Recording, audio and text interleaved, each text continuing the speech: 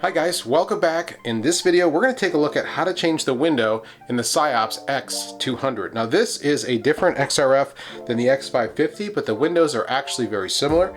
If you'll see here, I've got some more windows protected in a plastic bag. These are Proline windows, which lets you do light element analysis.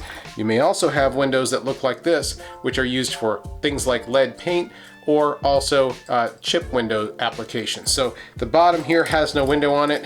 Just this top portion has this amber colored window, which is called Kapton. It's a polyamide film.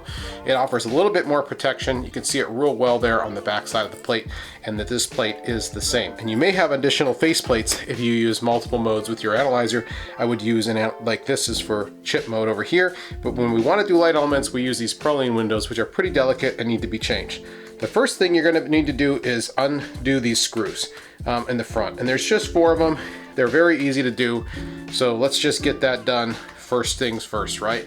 So they're not snug. They're snugged up just barely, but don't wrench down on them. You really don't need to do that. And then you can take this window off, or the faceplate, I should say. Now, with this faceplate, what you'll notice here on the back side, you'll see the Proline windows there, okay? And if we want to replace that with another Proline window, what we can actually do is just take our tweezer and get under this edge and pull that window right off. And you'll see sometimes you're left with some residue there. Just remove that. I think the tweezer makes that a lot easier, but no problems in doing that. So now that the window is removed, we need to get a new window. We take that from our case. If you need more windows, you can find them on alloygeek.com. And you'll see here that all I'm doing is basically kind of prying the window out here. And now I've got a window. On the back side, you'll see that there's these little slits on the sides that let you remove the windows themselves, or remove the backing from the sticky adhesive here. I'll do that here quick. There's one side, and then let's grab the other side with my nail. Let's see if we can get that here.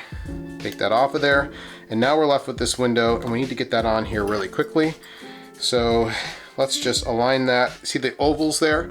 You want to just get it aligned right with that oval. So you stick it on there like so, and then I like to run just gently on the outside edge, just press the window in place, and you'll see real quickly you get a very nice transparent Proline window.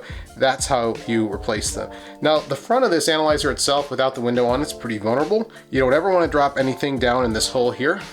So you always want to make sure that you're doing this in a clean environment. If you have grease or something on your hands, you'd want to wash that. You don't ever want to contaminate what's inside here.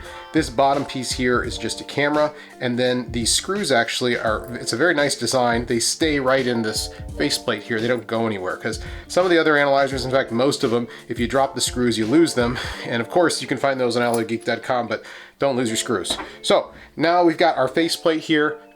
The screws align nicely, and it's just a matter of retightening those screws. So we'll just tighten them down, and again, just snug. We don't have to wrench these things on here. You're gonna break them or strip the screws if you do that. So always just very gently, when you feel it get snug, you can stop tightening it. So that's it. Now you've changed the window on the SciAps X550. And of course, the windows are going to look the same configuration as this window here. But they're going to be an amber color if they're that Kapton window. But typically you're going to see Proline if you guys are doing anything with light elements. And but that's pretty much it. I think the only things you really need are a nice tweezer. They really help you get under the window when you take the analyzer off. You should have a screwdriver like this one that comes with your analyzer.